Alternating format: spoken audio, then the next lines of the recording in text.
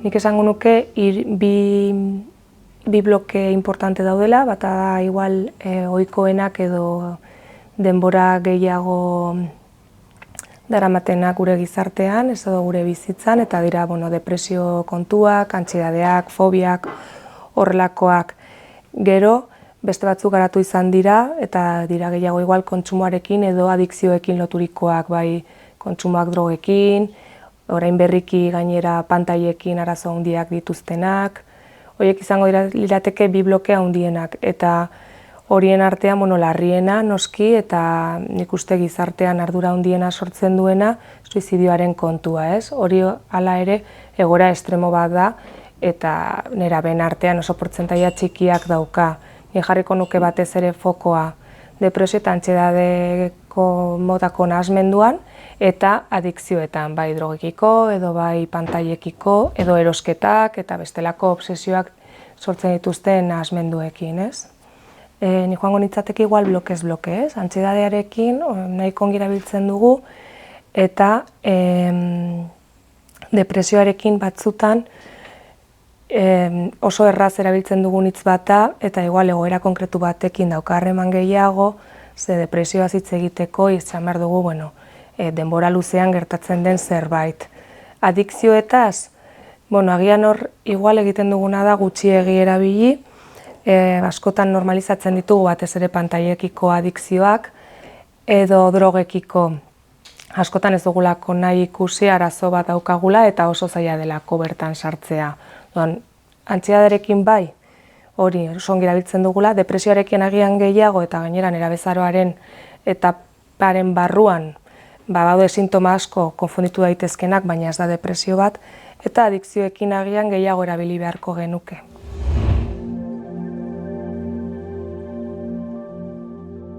Bai, nik esango nuke, adibidez antsiedadarekin ari garenean, oso importantea dela jakitea zeren aurrean, ez, daukaten antsiedade hori askotan eguneroko gauzen inguruan izaten direlako eta oso manejagarriak izaten aldirelako. Depresioaren kontuaz ari garenean, nerabezaroaren etapa horretan gutxiago hitz egiten da. Orduan, horrek eragin handia izango du gauzak espresatzean eta egoera simple bat handiagoa bihurtzen eta orduan depresio batean, ez? Kontsumoetaz ari garenean, zer dira kontsumoa, askotan kontsumoa txikia izan daiteke, baina igual oso goiz egin da eta orduan hor adikzioa gero garatzeko arriskua handiagoa da. Horregatik askotan profesionalek esaten dugu gauzak atzeratu behar direla.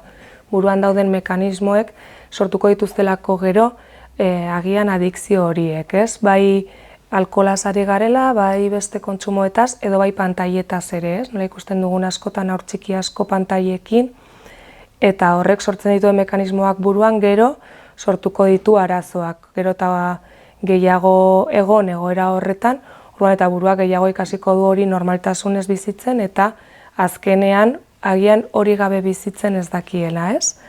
Orduan, nik esango nuke hori, ikusi behar ditugula alde batetik zeintzuk diren eraginak, ez, bere bizitzan emozio horiek eta horrek sortzen alduen edo ez nahasmendu bat, eta gero bestetik ez minimizatzea edo ez normalizatzea agian egoera batzuk, ze gero igual bai etorriko dela arazoa. Antsiedadadearen inguruan izango genuke sintomatologia, ez, zein izan daiteke horiek izango ziren ezaugarriak. Lehenengo fokoa, zeri egin behar dion aurre, ikasketetan, partidu batean, sozialki aurkeztu behar baldin badu bere burua, horrelakoetan antsiedadea sortuko da, eta orduan, zeintzuk dira sintomak, urduritasuna, ezinegona, ebitatzeko beharra edo kontrola, ez? Depresioaz ari baldin bagara, beste gauza batetaz ari gara, orduan, zeintzuk dira ezaugarriak, normalean, bere buruan gehiago sartzen dira, gehiago isolatzen dira, haserre egoten dira, askotan harremantzen dugu gehiago depresioa tristurarekin, baina nerabezaroan eta haurtzaroan ere bai, gehiago harremantzen da haserrearekin eta hola esplosio horiekin, ez? Nola akumulatzen duten eta azkenean eztanda egiten duten. eta pantailekin edo kontsumoekin, ni jarriko nuke fokoa jokabidean edo erantzunean, ez? Zer gertatzen da pantailarik ez daukanean, zer gertatzen da kontsumorik ez daukanean, zer gertatzen da dirua ematen diogunean eta bukatzen zaionean, eskatzen du gehiago, nola jartzen da ematen ez baldin badiogu, erantzun horiek esango digute gehiago, adikzio bat dagoen edo ez, arazo bat dagoen edo ez, ni jarriko nuke fokoa hor, eta beste sintoma batzuk, ez, abstinentzia edo esaten duguna, ez, urduritasun hori, ezin egon hori, horrek eragina handia daukalako gero bere egunerokotasunean, ez, bere jokabidean, nola harremantzen den, familian, besteekin, bere berdinekin. Batzuk bai, ez, agian antsietateaz ari garenean askotan gertatzen da sozialki ez, dauzkagun egoera horietan. Eskolarekiko gainera hor, badago exigentzia hori ez, azterketena, aurrera eraman beharra, etorkizuna, hor jartzen den pisu handi hori ez. Depresioaz ari garenean, ikusiko ditugu aldaketa horiek ez, eta etxean zer ikusten aldugu, bere logelan isolatzen den, edo lagunekin gutxiago ateratzen den, apatikoa dagoen ez, bere gutxiago hitz egiten duen, hori askotan konparatu beharreko zerbait da ez, bere traiektorian. Eta adikzioena, ikusi aldugu, zer eragin daukan bere testu inguruan ez, nolakoa den bere jokabidea, adibidez zenbat ordu pasatzen dituen pantaila baten aurrean, hori segurazki egingo du etxean. Hala ere ikusten ditugu askotan kuadrilla bat ere kalean eta denak telefonoarekin hitz egin beharrean, ez? Hor ere igual adi egon behar gara, ez? Gurasook edo ingurukook eta ikusi kalean ze jokabide daukaten eta nola harremantzen diren aierra artean, ze askotan esaten digute, bai hemen edo bai kalean, agian talde berean daudela eta elkarrekin eta WhatsAppez edo Instagramen bidez elkarrekin komunikatzen direla eta parez pare daude, ez? Kontekstu horiek kontutan hartu eta ikusteko zenbat ordu, zenbat denbora egoten diren hori importantea da.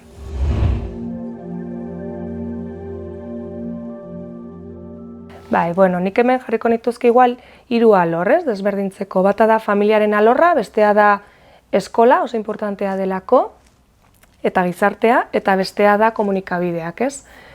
Familiak ezitzeko moduak garrantzia handia izango du alde batetik, zelakoa da kontestua, ez.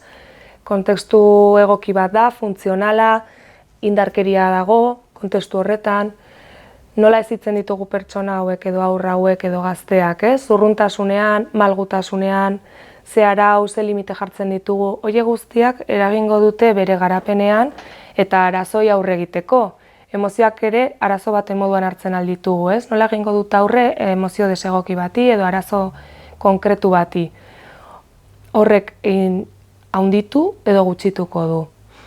Beste alorra da eskola edo gizartea, ez? Eskola eta gizartean zer exigitzen zaigu? Zer exigentzia maila dago ikasketen inguruan, zer espektatibak, etorkizunari begira, razionalak edo irrazionalak gara, zenbat jartzen da horrez? Gizartean zer exigitzen da, zer eskatzen zaio gazte bati, jokatzeko ze modu, nola harremandu behar da besteekin, batzutan nahasten dira errespetu jokabideak eta zurruntasuna, ez? Askotan, hizkeragatik edo herrieta egiten zaie edo zigor bat jartzen zaie eta benetan igual bai ari direla errespetu hitz egiten. Orduan arazoan non dago gaztearengan edo besteengan eta noski horrek ere ez diela lasaitasunez komunikatzen uzten. Eta gero komunikabideek zer eredu ematen duten, zer erakusten dute, eta nik fokoa batez ere jarriko nuke autoirudian, ez? Nolan ikusten diren 11-12 urteko adibidez batez ere neskak, ez? Bere gorputza oso sexualizatua daukatenak. Hori zergatik da, telebistan horrela ikusten dutelako.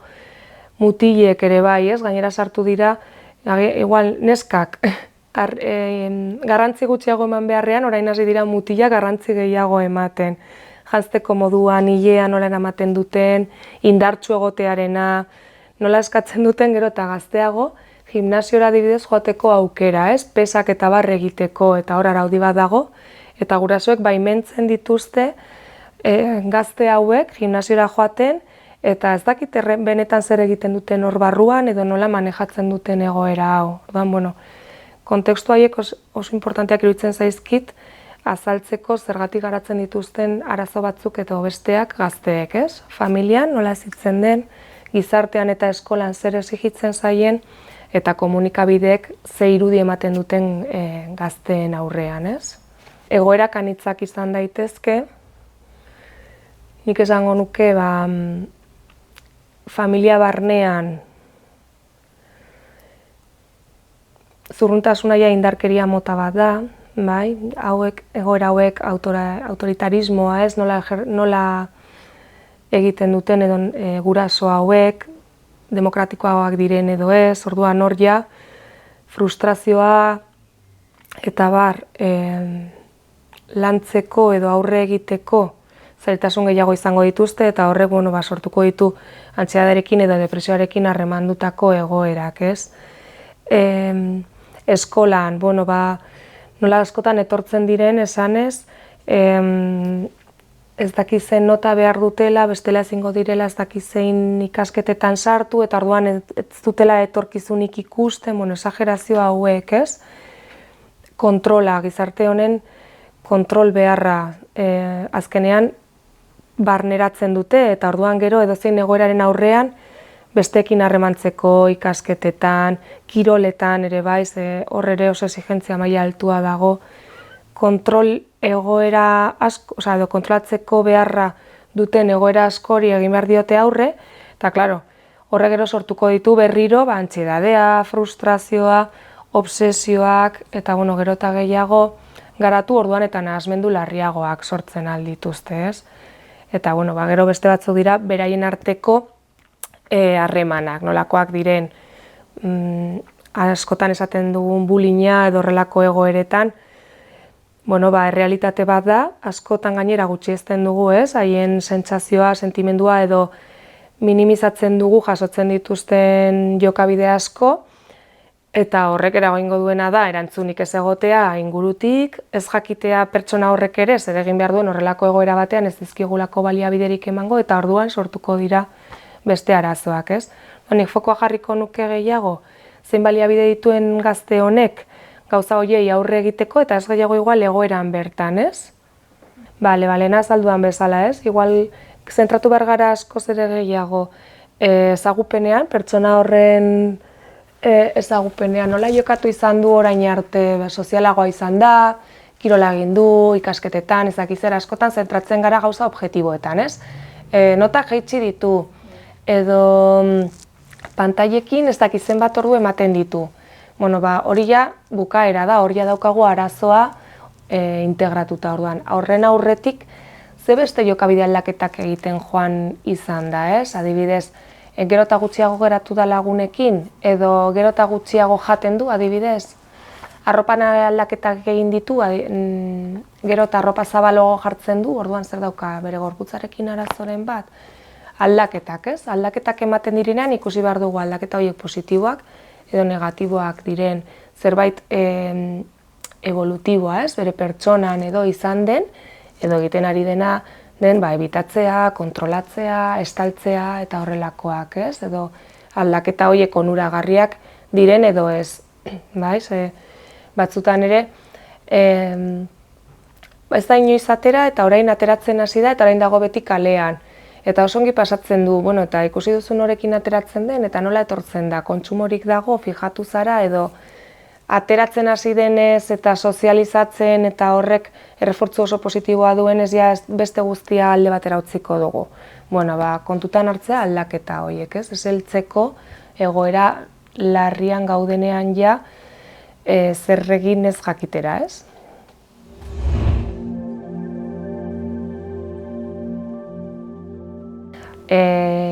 Hontaz hitz egin nuen orain dela gutxi, laguntarte batean, ez?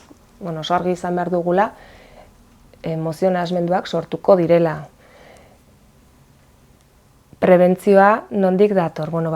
Nerabe indartsuak edo baliabidez beterik sortzen, ez? Hortik, geroz eta gazteak malguagoak izan, gaitasun gehiago eduki, frustrazioa lantzeko, baliabide gehiago eduki, ez?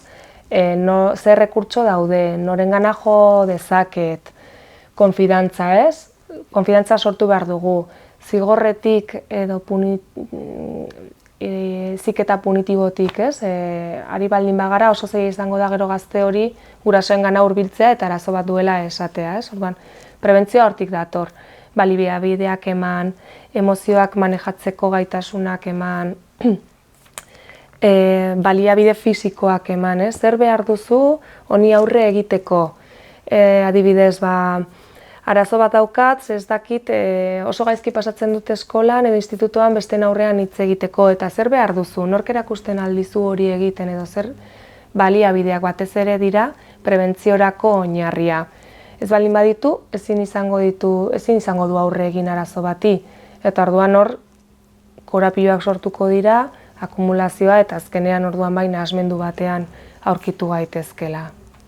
Nik esango nuke, lehenengo adibidea, ez? Osea, gurasook etxean ze adibide ematen dugu, malguak gara, arazoi aurre egiteko gaitasunak ditugu, arazo baten aurrean urduri jartzen gara edo saiatzen gara konponbidea bilatzen, zeri ematen diogu garrantzia, ze baloreari garen transmititzen, autoirudiaren inguruan, elikadura, estereotipoak, zerari gara hor egiten. Geroz eta gehiago jakin, orduan eta hobeto egingo dugu. Eskoletan irakasleek ze eredu ematen dute, zer exigitzen die, ze diskurtso dute, nondik irakasten dute, malgutasunetik, nerabeen beharrak kontutan harturik, horre guztiak sortuko ditu harreman hobeak bai nerabeen artean eta baita nerabe eta helduen artean, zen nerabe hauek dira heldutzen ari diren pertsona hauek. Eta baldin badakigu zer egin behar dugun arazo emozional baten aurrean nerabe batekin, errazagoa izango da gero baliabideak ematea. Agian familian ematen aldira eta hori nahikoa ez denean, profesional batengana jo. Geroz eta lehenago jo, errazago eta hobe izanen da, bestela gero ja aurkitzen algara arazo larriekin eta tratamendu luzeekin.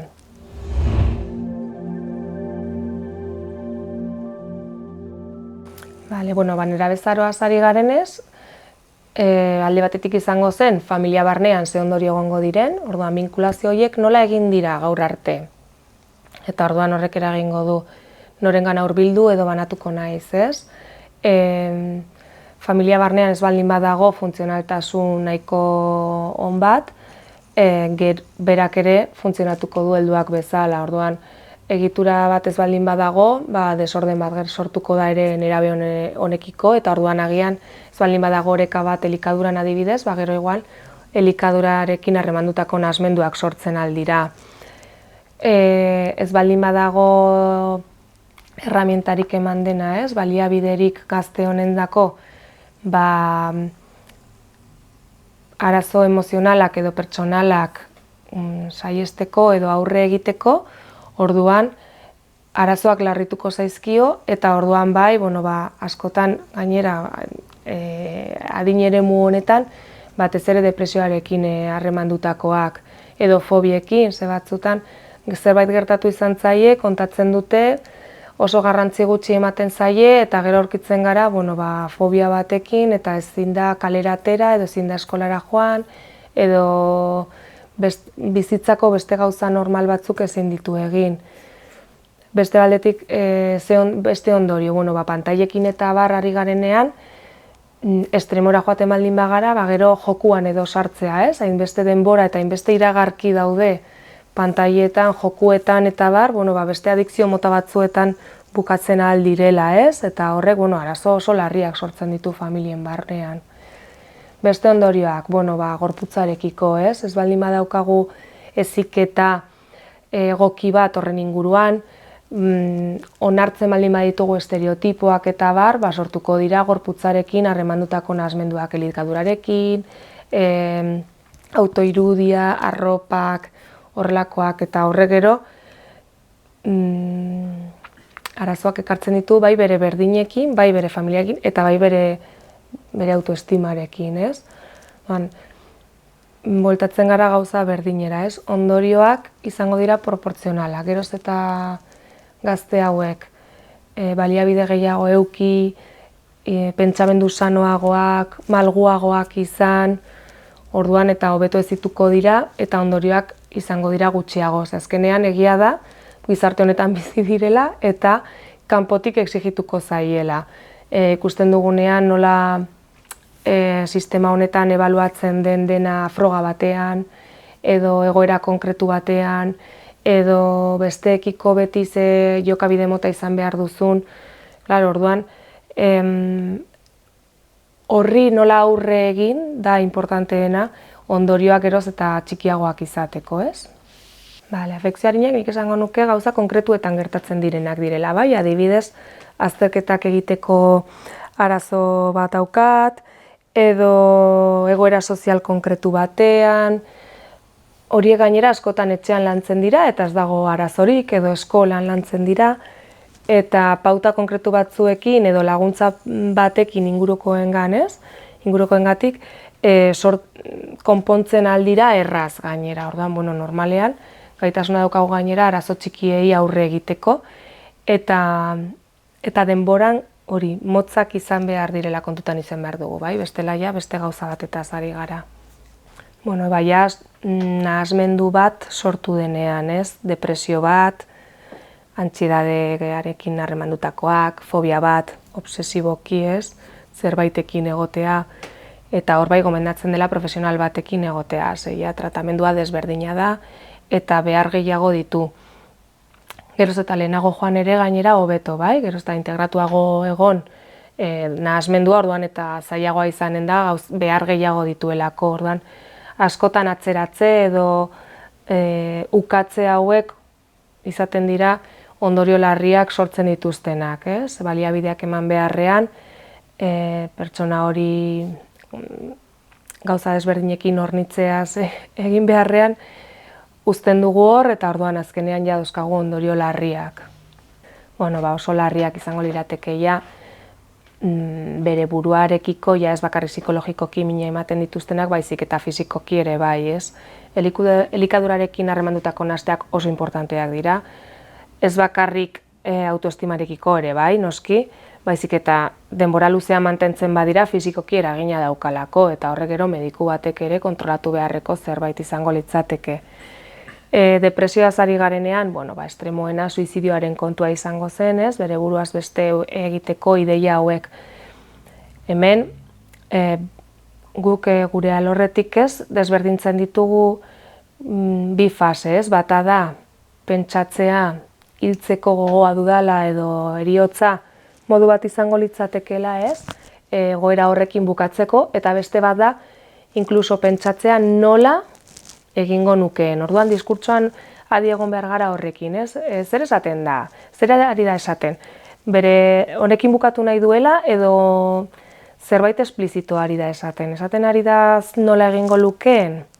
Eta gero adikzioak, ez? Batez ere drogekin horrek daukan arriskuarekin, ze horrek ere afekzio fisiko bat dauka buruan eta gorputzean, ez? Ez bakarrik droga fuerteak edo esaten ditugunak, ez? Baizik arinak kontsideratzen ditugunak ere bai, alkoholak badauka eragina, eta ona etortzen dira ez hain gazte, ja evoluzio bat egon delako, baina oso gaztetatik kontsumoak egin dituztenak, eta alkoholarekin arazo handiak dituztenak adibidez. Elikadurarekin, kontsumoekin, eta depresioaz ari garenean buruaz beste egiteko ideia horiekin, ez? Kontua handia izan behar dugu.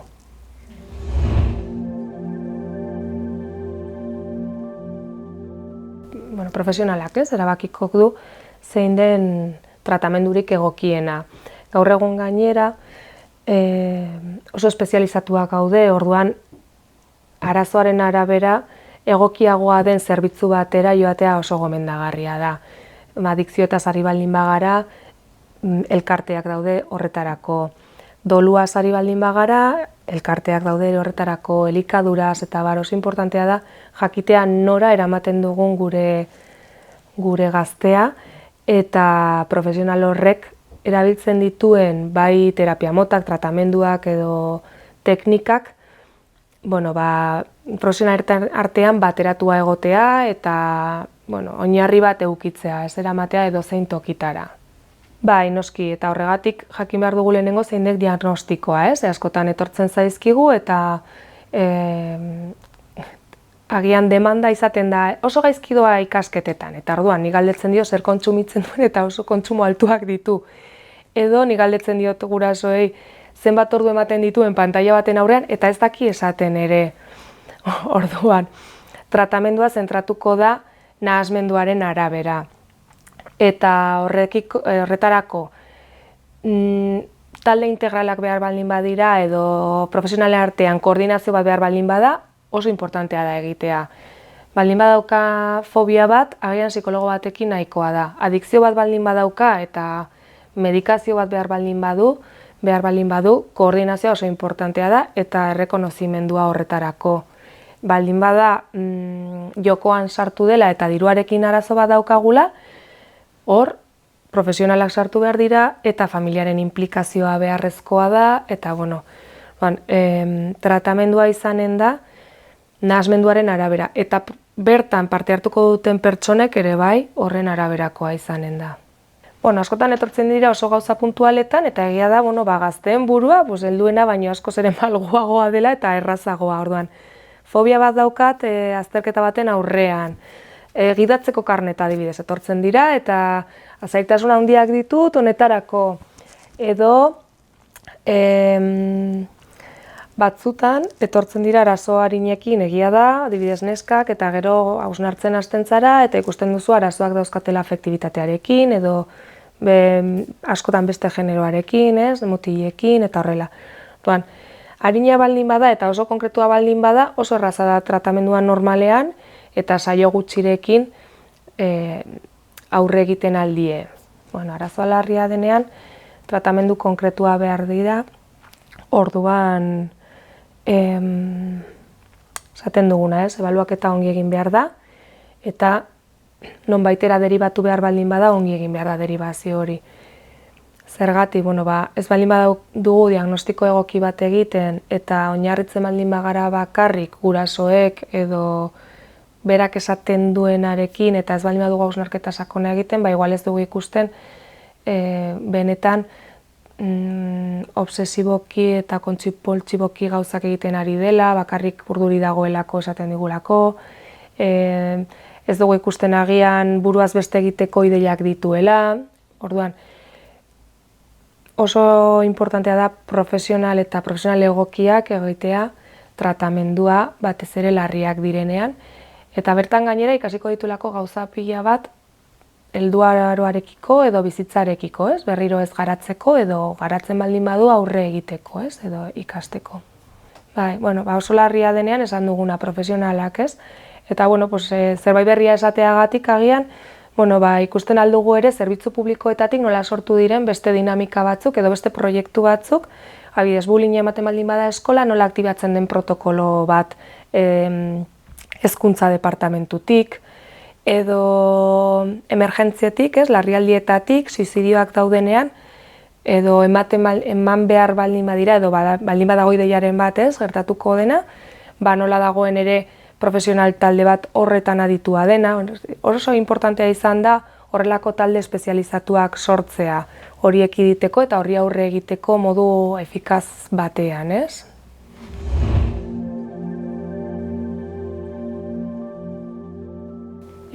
Askotan egiten duguna izaten dela adin eremu horretan arazo emozionalak asko normalizatu. Eta horregatik askotan ez ditugu identifikatzen berandu den arte. Orduan, irakurri behar dugu, jakin behar dugu, zeintzuk diren ohikoenak, tristuraz ari baldin bagara edo depresioaz, egoera batean gaizki pasatzen duela edo arazoi aurre egiteko arazoak dituela. Ez da horren beste zeintzuk diren nahasmendua konkretuki, baizik jakitea, nerabezarean ere arazoak daudela eta ezin ditugula normalizatu gauza guztiak. Hori, esan dudan moduan, azkenean normalizatzen dugu horren beste, horrelako diskurtso hutsak ditugula, ez? Nerabezareko gauzak dira, edo esageratzen ari da, edo arreta deitu nahi du horrelako diskurtsoak, ez? Txikituta daudela etapa horretara, eta horrek bai ekartzen aldituela arazoak, ez dagoelako interbentziorik, ez du zergatik profesional batena izan behar, inguruko edozein pertsonarena izan daiteke, ez? Eta inkluso garaiz egingo balitz eta horrela, segurazki gero ez luke profesional baten bat gana joan beharrik, ez? Orduan, aurre iritzi horiek eta estereotipo horiek eta hitz edo diskurtso huts horiek alde batera utzi, eta garrantzia eman gertatzen zaionari, eta behar dituen gauza horiek eman, ez, gazteari. Aurre iritzietan geratzen baldin bagara, ez dago interbentziorik, ez dago arretarik, eta orduan gero aurkituko gara arazo larriago batean. Erabiltzen alditugu gauza objektiboak, ez? Zer moduz dabil eskola, notak jaitsi ditu? Edo bakarrik eskolako gauzetara dedikatzen da, ez dauka harremanik bere berdinekin? Edo ze aldaketak izan ditu azkenengo garaian? Asko ateratzeaz pasatu da ez ateratzeari? Edo bikote harreman batekin hasi da eta ja ez da lagunekin geratzen? Edo zer gertatzen da pantaila bat kentzen diodanean wifia, ez? Hau asko egiten dute kontrol parentala deitzen den honekin, eta ez dakit zein ordutatik ez dauki zein ordutara wifia dago eta gero ez. Zein da erreakzioa? Zenbat trampa egiten dituze? Klaro, nerabeak ere azkarrak dira eta guk baino gehiago dakite, eta orduan aktibatu eta desaktibatzen dituzte gauzak. Zenbat egiten dute hori, zenbat pasatzen dute limitea ere bai, ez? Arauak jartzen dizkio danean, betetzen ditu, ordua jartzen dio danean, zenbat pasatzen da. Bai, esaten duenean pertsona batek ere ni harritzen naiz, eta batzutan larritu inkluso, ez? Ez, nik beti esaten dio danean ordu hontan egon behar duela, beti dago ordu horretan. Ostras, ez da inoiz berandu heldu, ez dakit hori ere oso sintoma ona den, ez? Esperimentatu behar duelako ere zein den limiteak pasatzearen ondorioa, ez? Edo kontrako, ez? Ez da inoiz heltzen, ez diot ordurik jartzen, ze total ez da inoiz orduan heltzen, diruak eintzen dik karteratik, baina hori normala da. Normala ez dakit, baina ezitzen ari zara eta limiteak jarri behar dizkiozu. Baina jartzen da oso erasokor, orduan hor arazoak daudela ikusten dugu, ez? Izan daiteke nahasmendu konkretu bat edo jokabidearekin harremandutako bat. Aldaketak, ez, bere jokabidean. Eta gero adi egon behar garela, ez? Obserbatu, ikusi, laguntartea aldatu duen, arropaz estiloa aldatu duen, kontsipultsiboki garbitzen den ere bai, dutxatzen den, bakarrik elikagai mota batzuk jaten dituen eta beste batzuk ez, gure aurrean oso gazte kontsumoak egiten dituztenean, inolako ondoriorik gabe edo ustez ondoriorik edukiko ez duelako, diruarekin, zertan gastatzen duen, pizka bat jakin, ez? Eta kalean ere zer egiten duen, bere adinekoekin dago, bere berdinekin, edo pertsona helduagoekin doa, edo gauza horiek kontutan eduki, ikusteko gero hortikia zerbait gertatzen alden edo ez pertsona honekin, ez? Gazte honekin. Esan duguna, ez? Askotan ukatzen dugu edo txikitzen dugu arazoa.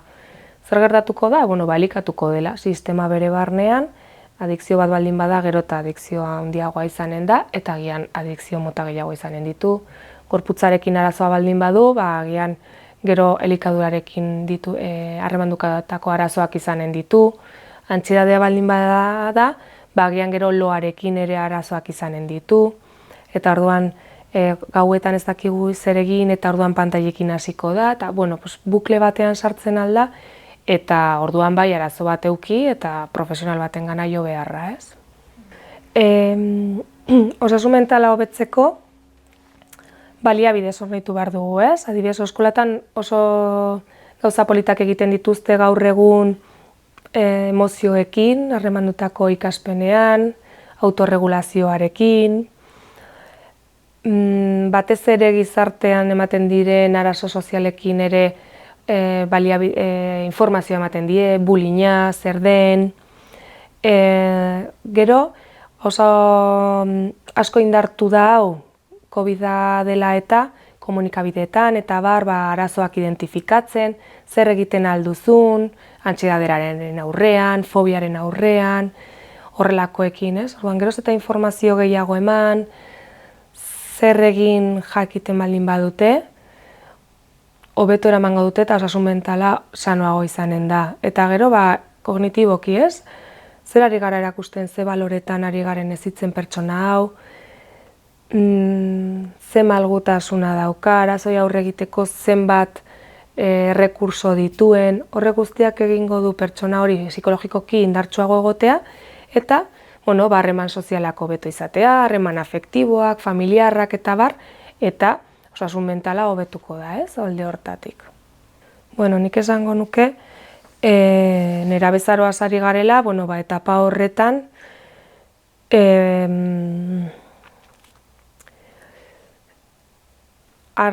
adibidez, indarkeriaz ari garenean, bullyingaz adibidez. Horrek ez da sektore konkretu bat, baizik geroz eta vulnerableago edo izan gazte hori arazo gehiago izanen dituela eta indarkeria beregan iristeko erraztasun gehiago egongo dela. Beste batzu, autoirudiaz ari garela, neskak dira sektore bat, ez, arriskuan daudenak zergatik, komunikabideetan ikusten dituzten gauza hoiengatik. Gizonak, beste mota batekoak, ez, adibidez, kirolarekin harremanak dituztenean, kirolaren barnean, ze kirol mota egiten duten edo ez, denek egiten dutena egiten du, edo bestela isolametuta geratuko da, eta gero hortikia, beste arazo batzuk sortuko dira, isolatuta dagoena edo indarkeria jasotzen duena, depresioan sartu daiteke, eta horregatik gaur egun ere telebistan eta horren besteko garrantzia ematen zaio, azken aldian entzun diren buruaz beste egin duten hainbeste, asko izan direlako, bat asko da, bi gehiago, eta horri aurre egiteko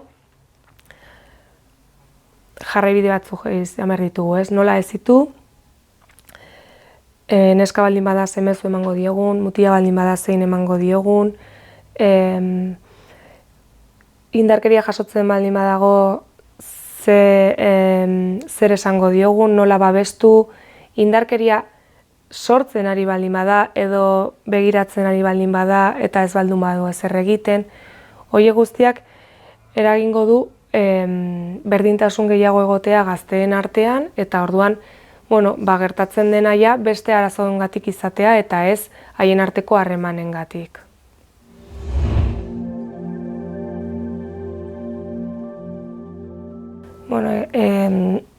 Ikerketak gero eta zentratuagoak daudela, aurretik egin direnak ikusita, adibidez, ikusi izan denez, gazteek, nerabeek estres maila altua dutela, horren inguruan ikerketa gehiago egin dira, ez? Eta orduan hemendik zer ikusten aldugu, estres maila altuak daudela, geroz eta gehiago, eta baita gazteek horri aurre egiteko ere gero eta baliabide pertsonal gehiago dituztela. Orduan hemen bi parteak ditugu, ez? Orduan hemen gure buruari eta gizarteari hausnarketa bat egitea eskatuko nioke, ez? Nola da posible gero eta estres gehiago edukitzea, hori nondik dator, gizartetik noski. Eta, ere bai positiboki esatea baliabide horiek ere nonbaitetik atera dituztela, eta, oreka bat igual sortu behar dela, ez? Ikerketak esaten dutenaren inguruan, edo esaten dutena oinarritzat hartuta, ez? Zergatik daukate horren besteko estresa, horren besteko antsiedadea, hori alde batetik. Eta gero bestetik, esatea, igual ere ikasi beharra daukagu gazte hauetatik, ze ikerketek ere esaten dutena, batez ere azkenengoak dira, emozioak manejatzeko gero eta baliabide gehiago dituztela, erresilientzia asko garatzen dutela, haien artean asko laguntzen direla, geroz eta gehiago. Bilakaera izan da, ikerketak gero eta zentratuagoak daudela gaien inguruan, ikusi dela indarkeria maila handia dagoela gazteen artean, eta baita ere, geroz eta emozioak manejatzeko eta arazoak manejatzeko gaitasun gehiago dituztela. Bueno, eztabaida gaur egun oso zentratua dago, bai, batez ere, klaro, azken aldian COVID-aren gaia horren mahai gainean egon denez, bueno, antsiedadearen maneiua, ideia estremoen, eriotzarei beldurra, edo eriotzaren inguruko pentsamenduak, edo buruaz beste egiteko, horren inguruan, zeintzuk izango liratekeen interbentziorik egokienak. Eta, bueno, egia esan ez dago eztabaida handirik, gehiago dago gainera zentratuta agian zein den errealitatea, horren arazo kliniko horren bestekoak dira, edo ez, eta orduan ikusten ari dena da hori, benetan gazte hauek eroz eta baliabide gehiago dituztela horri aurre egiteko, eta, bueno, askotan ez dituztela arazo gehiago garatzen horregatik. Bueno, igual zerbait berria esateagatik ez, hor mahai gainean dagoen beste gai bat genero indarkeriarena da, ikusten ari da ere bai ikerketetan eta estadistiketan gero eta gazteago gertatzen direla. Eta, bueno, zeintzuk diren faktoreak, ez?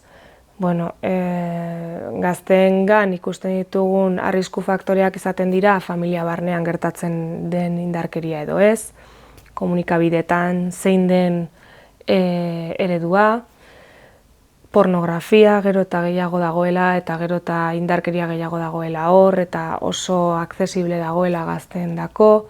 Bueno, horren inguruko ikerketa asko egiten ari dira eta ikusi beharko dugu zer gertatzen den horrekin guztiarekin eta planteatu nola ari garen gazteekiko harremantzen gai horren inguruan, zein den ematen diegun eredua, zeintzuk diren ematen dizkiogun medioak, eta orduan zer noraino heldu daiteke, zer duen eskuragarri, hor egongo dira beste eredu batzuk.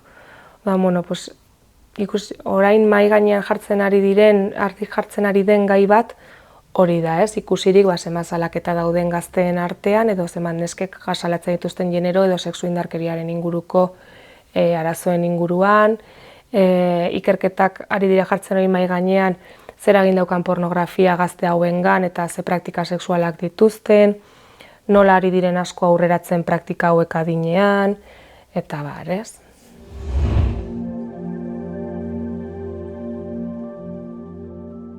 Bueno, laburpen bat egingo nuke, esandakoaren inguruan bat izango zen lehenengo blokea, baloreak, zertan ari gara gazte hauek hezitzen, eta nola, malgutasunean, tolerantzian, arazoi aurre egiteko gaitasunean, hori bai familiaren barnean eta bai eskolan. Beste bat izango zen heziketa emozionala, emoziona aurrean identifikatzen, haiekin zer egin, manejatzen. Beste bat izango litzateke ze medio ematen dizkiogun, medio egokiak dira, telefonoak, ordenagailuak, dirua, horren inguruan.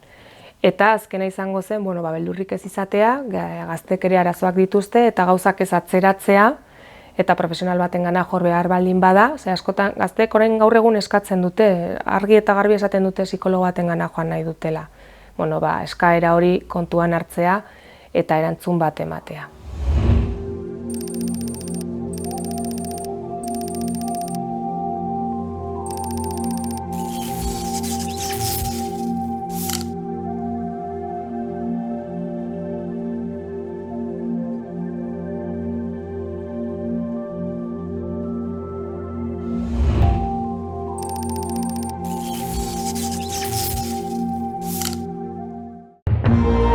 Gobierno de Navarra. Nafarroako gobernua.